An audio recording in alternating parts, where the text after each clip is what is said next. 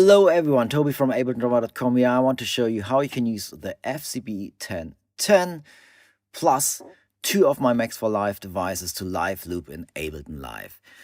So this video is gonna go quite in depth. So I'm combining two Max for Live devices here, and I have run through videos for each device separate as well. I will link those in the video description here. So I highly advise you, if you want to dive deeper here or if you're overwhelmed by what I'm doing here, watch those other videos first.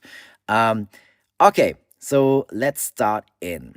I developed this FCB control device here because I think the FCB1010 is quite a nice controller. But the MIDI messages, when you get one on the factory settings, the MIDI messages aren't usable for Ableton Live at all, really, for MIDI mapping and the stuff. Plus, you have different banks in here, so you can switch banks and you can go up and down. So you can actually not only map 10 of those buttons, but you can map those 10, and then in the next layer you can have different actions being controlled by that, and that becomes really handy if you want to control, for example, multiple loopers. And that's the second device we are looking at here, which is the one button live looper, and it's sitting here. Let's open this up. So this one button live looper is made for live looping in session view. It has a few advantages here as well, because you can use one button to start loop, to stop loop, to delete, would be this next button, obviously, delete the last layer you recorded, delete all layers, or stop everything here, and you get a nice visual feedback. So if you don't know the looper, you can see here, if I'm clicking on that, and it shows you even like how long the loop, the first two loops are. So you get some nice visual feedback. You can change the size of it, and you can have not only one looper, you can have as many loopers as your system can handle here. Okay, so nice visual feedback. Plus, you are able to record everything you're doing live in session view in arrangement view. And that means if you're doing a live performance and if you're video recording it as well, and then if you want to come back and edit every single layer and maybe adjust the volume here or there, or maybe you effed up a little at some part and you want to overdub this for your video, you're going to edit and you want to release, you can do that with the one button live looper. As I said, both devices are they are Max for Live devices. You will need Max for Live, which is included in Ableton Live Suite, or can be bought as an add-on towards Ableton Live Standard. Okay, so both devices have separate run-through videos here as well. For the one button live looper, I have quite a few videos just to help people to get started with it, because it can be a little bit overwhelming. There are a lot of possibilities, which is great. You are able to highly customize it towards your needs.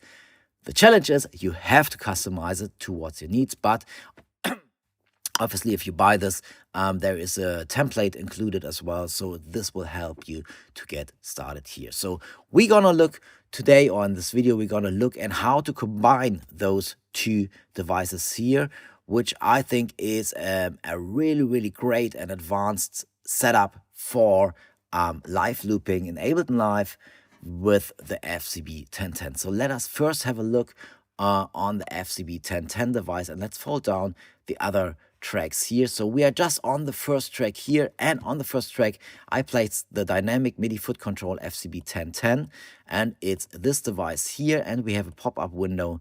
Let's leave this down below here for now. So yeah, it's got a pop-up window as well, and you can place this anywhere you like. So this gives you some great visual feedback and control here as well. The position will get stored and saved. Sometimes when you're opening up, it's opening up in a different position or a different size, and you just need to open and close it once. You can even key map this to something here, and now you can open and close this. Oh, the loopers are set for this already, so that's nice. So I can actually have this moving or changing alternately. Okay, so the looper the dynamic MIDI Foot Control FCB1010 device is receiving the MIDI directly from the FCB1010. And this is set up via sending the MIDI directly into this track I got the Max for Live device for the FCB1010 sitting on. So I'm routing the MIDI, and it's got a 5-pin MIDI out only, so you probably plug this into your DIN input on your sound card. So this is, my example, it's a Fireface. So this is the port I'm using here to send the MIDI, and if I'm pressing this, you can see it's already receiving MIDI and those different actions here on the different stomps here, and I get a visual representation of that, even a small red light flashing up here. So this is if this FCB1010 is set to factory reset. So when you buy it, it will work straight away and will be mapped straight away. So this saves you some time. So I got those 10 different stomps here, and I even have the pedals I can map, and I have a preset go up and go down button here, and this will come in handy later. So first of all, I have a lot of controls I can map up here. So let's map a few things. So let's say I want to have the tapping the metronome on this button here, for example, on this stomp pedal here. So I select tap, and I just hit S on the slot here, and now I'm tapping the tempo, and you can see that in the upper right here. So if I'm tapping, if I want to tap a tempo in, I can do this up here. Maybe let's do a metronome on and off on the next one. So we select metro, let's hit S, and I can now switch on the metronome and off toggle function here. Maybe let's add a transport start and stop here as well. And now on this button 8, I start and stop the transport. If I switch on the metronome, you can hear that already. And now I can find the tempo. Maybe I want to go a little bit faster. 1, 2. And now I can set this up via those 3 buttons here. Okay, so those are obviously controls I want to have globally. So if I now go to another bank, and I can just go one bank up here, and if I hit something now, it will change visually on the FCB control here as well, and we can see no things are applied on the preset number 1 or layer 1. We get this 1 here as well on the device itself. So if I go down again, and I have to always hit a pedal here for the plugin to change visually, the tap, tempo, metronome, and transport play stop are being set on this first layer, but I want those actions actually to set globally, so I can just lock those actions here by hitting on the lock box. And now if I go up, the metronome, the transport will start straight away because I'm actually on layer number 1. Turn off the metronome, you know, done. Okay, so let's go back to layer 1. Layer 0 actually, because it's starting at 0, going up till 9 if I'm right. Yes, going up to 9, so you get 10 layers in here where you can map, let's say, up to 10 loopers, and all controlled via the same one up till 5, but in different layers you control a different one. So let's set this up to the looper. So let's have a quick look on the looper itself. So let's open the loopers. Let's just have one. So for the looper, we actually have, and this is a looper group. And as I said before, this comes as a template, this whole looper group here. So on the first track, we got a MIDI track where we got the 1-button live looper sitting on here. So this track, and as I said, yes, you can do the native MIDI mapping here for all the controls of the looper: rec, reloop, undo, delete, and stop, or play only. And you can MIDI map those actions, but you get an option to have a direct MIDI input into this track as well. And this is working via notes. So notes are one kind of MIDI message here. So and people sometimes getting confused because like, why do I set up a note? It's just like, it's just a note for triggering things. It's not a note for playing sounds, okay? So you're just like, for example, we got a C3 here. So if we turn on this note input for, or note trigger input for the rack and loop, we can set a note pitch value here in the second box. We can even set this up to be detected automatically. I will show you this in a second. And now if I send in a C3 into this track here, into this looper track here, the C3 bomb will trigger the recording here. Okay, so I have all those different actions here, and I need to activate those to listen to MIDI notes here. So what is happening here now, and that is the whole magic here. I got this FCB1010 device, which is receiving MIDI from here. I'm gonna set up notes now to so that the pedals here are gonna produce notes, and those notes are gonna be sent over to the one button live looper, and those notes will trigger those actions here. This might sound complicated, but it's really easy if you understand the system. I walk you through that now, and I want to let you know now that why is this an advantage? The advantage here is you can store and save those tracks as preset and record them in any set, in any Ableton Live set you like, and you have your MIDI mappings already there and you're ready to go. You don't need to go into the MIDI map menu in every set and set them up again. You just could have certain templates you drag and drop into an Ableton Live set and you're ready to go to loop. Okay, so that's why this is so interesting and exciting. Okay, so let's set this up. Let's start from the beginning and let's turn off those notes here and set them to the default in the looper. And we first obviously need to set up the FCB1010 bomb. Let's fold down the looper. Close the loop, I mean. Let's set up first the first 5 notes or stomp box here to send, stomp pedals here to send notes. So what we need to do is we need to select the note section here in the action menu of the FCB1010. We want to put in the value, and let's go for C3 just to make this really obvious. So the number is just the different octave it's starting in Ableton Live at -2, -1, 0, 1, 2, 3. Okay, so it's a little bit complicated, but just remember C3.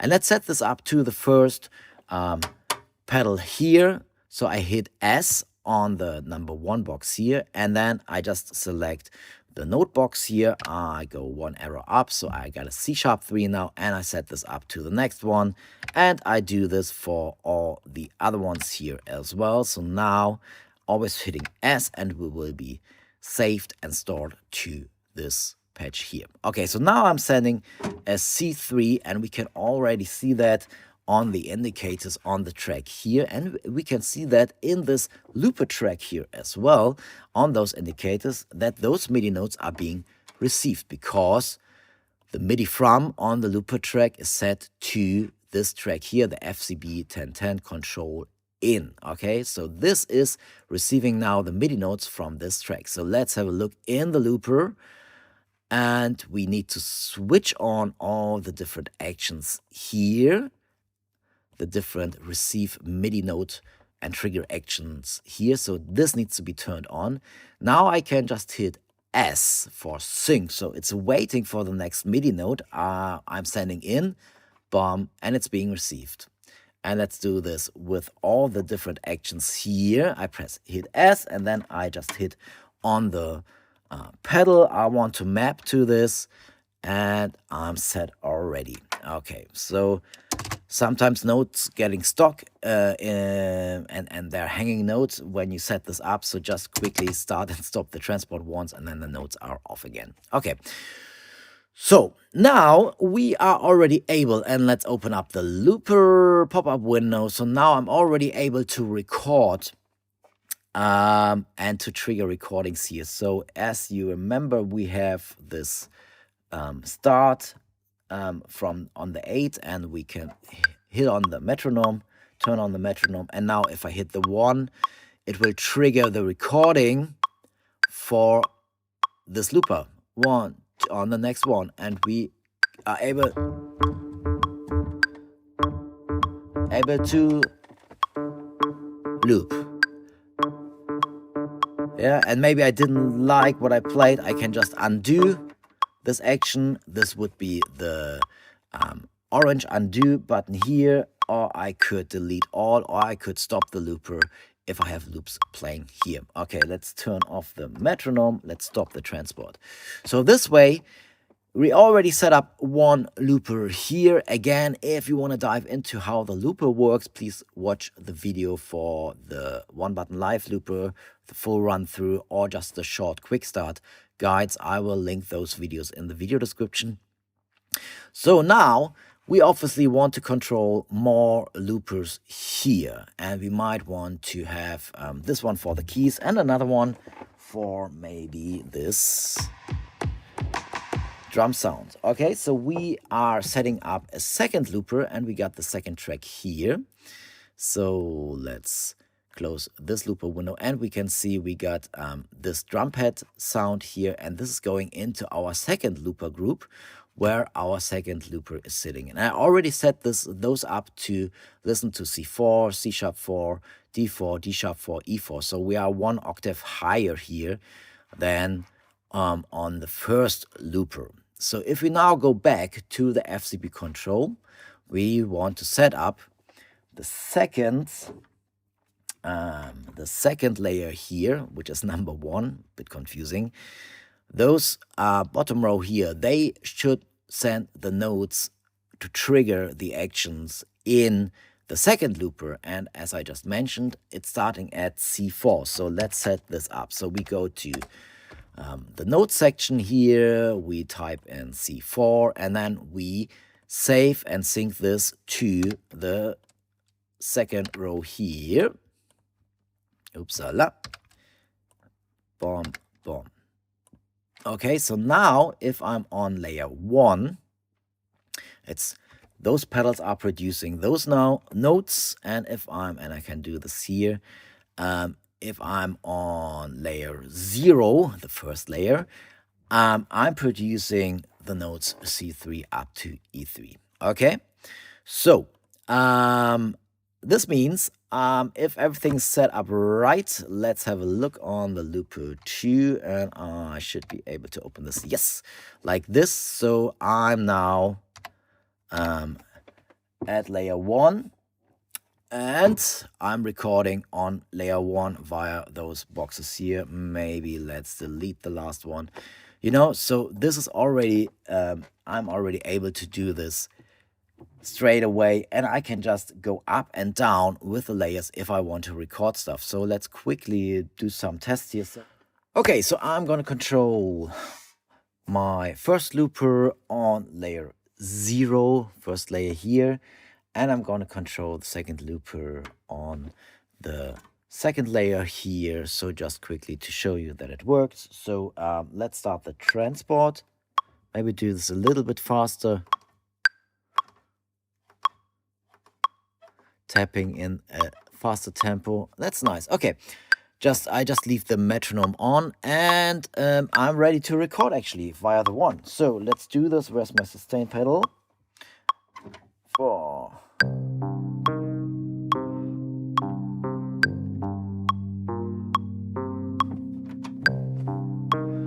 Already working. Let's do some stuff on top.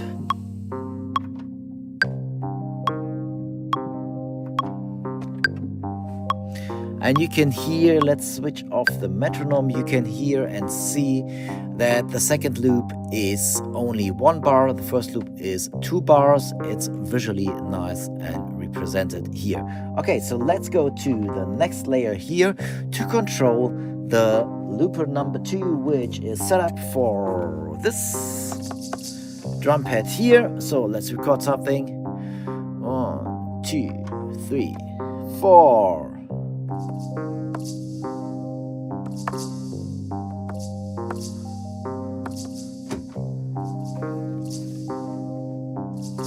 And I can add more layers if I like. 2, 3, 4.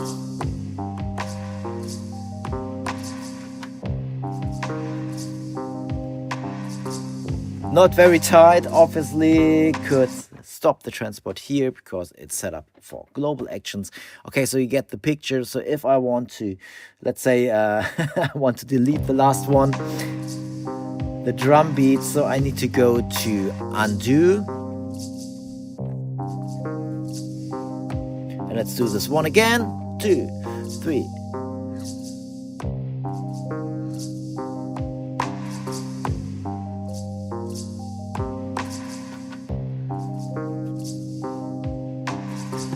And this way you are able to loop as many or as set up as many loopers as you like. Well, you can actually have 10 layers here. So if you set it up like this, you can control up to 10 loopers, and they have 10 layers each. So that's quite a lot of loops. You probably won't need that much, but just to give you that idea on how to use the FCB1010 with my FCB1010 dynamic MIDI foot control device, sending trigger MIDI notes over to the live loopers. So one more thing, which I told you before, you are able actually to set this up as a preset and to recall those things as a preset. So for example, we save this here now, FCB1010 looping presentation, and this is sitting, this Ableton Live project folder is sitting on my desktop. So if I now open up a new Ableton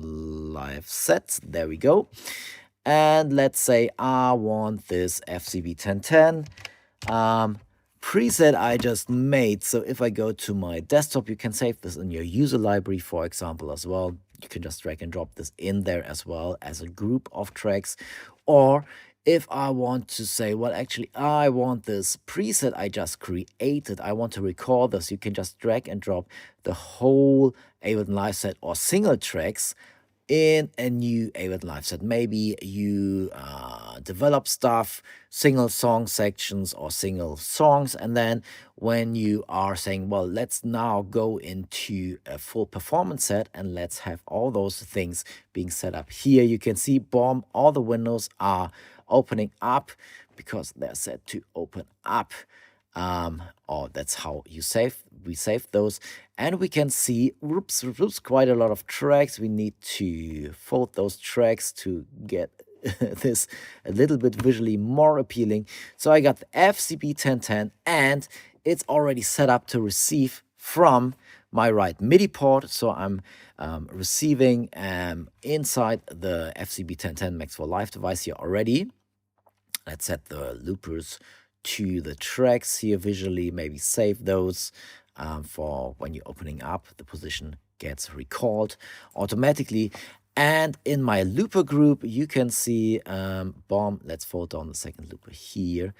On my looper group, this is receiving from the FCB control in track, which is this track here. So this means I just dragged and drop in the whole preset here, and it's already ready to go. One thing you need to make sure, hit refresh on the loopers once, just to make sure that the looper is controlling the right tracks. And if you save the set and then open the set, it will do this automatically. But just if I straight want to play now, which I want to show you that it is working. So layer zero. So if I now do transport start, the transport is starting. Let's switch on the metronome. Okay, the audio is routed different here, so you can't hear that. Let's quickly set this up. So now I put those looping preset tracks in here. I don't need to do any MIDI mapping. It's all being stored and saved already because of the direct MIDI in routing, and the track routing is saved here as well. So this means I'm now able to switch on the metronome a little bit faster so I can tap if I like to, and I would be able to just hit record 3, 4.